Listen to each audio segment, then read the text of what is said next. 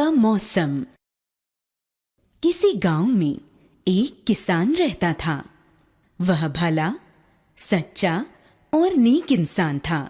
हमेशा दूसरों की मदद करने को तैयार रहता था। उसके 4 बेटे थे। घर में अच्छी खेती थी। गाय भैंसें थीं। परिवार में सभी लोग मिलजुल कर आनंद से रहते थे। धीरे धीरे वह किसान बूढ़ा हो गया। उसके बेटे लायक और समझदार थे। उन्होंने पिता के कार्य को अच्छी तरह संभाल लिया।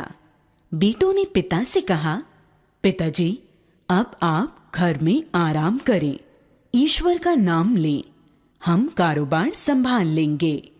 किसान ने भी बेटों की बात मान ली। अपने बेटों पर उसे पूरा विश्वास था। कामकाज उनको सौंपकर पिता निश्चिंत हो गए।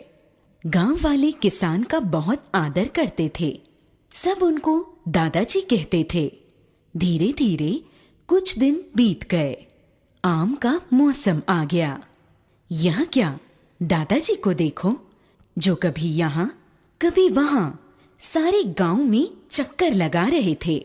जहां कहीं भी उन्हें आम की गुठलियां पड़ी मिलती, उन्हें उठाकर गांव के बाहर जाकर जमीन में गाड़ देते थे।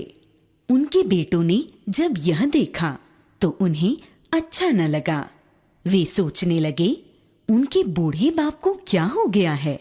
लोग आम खा खा कर गुठलियां फेंक देते हैं और ये उस जूठन को साफ करते हैं। कुछ बड़े लोग भी दादाजी को ऐसा करते देखकर हंसते और कहते, बूढ़े की अक्ल सठिया गई है। जब देखो तब कूड़ा इकट्ठा किया करता है।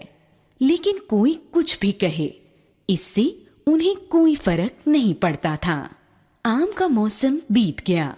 तब बेटों ने चैन की सांस ली। उन्होंने सोचा, जब गुठलियां ही नहीं मिलेंगी तो पिताजी क्या करेंगे। लेकिन यह क्या, वे कहाँ रुकने वाले थे।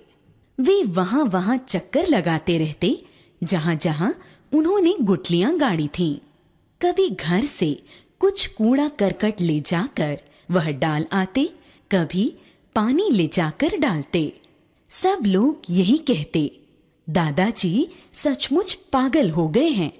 आम का अगला मौसम आया।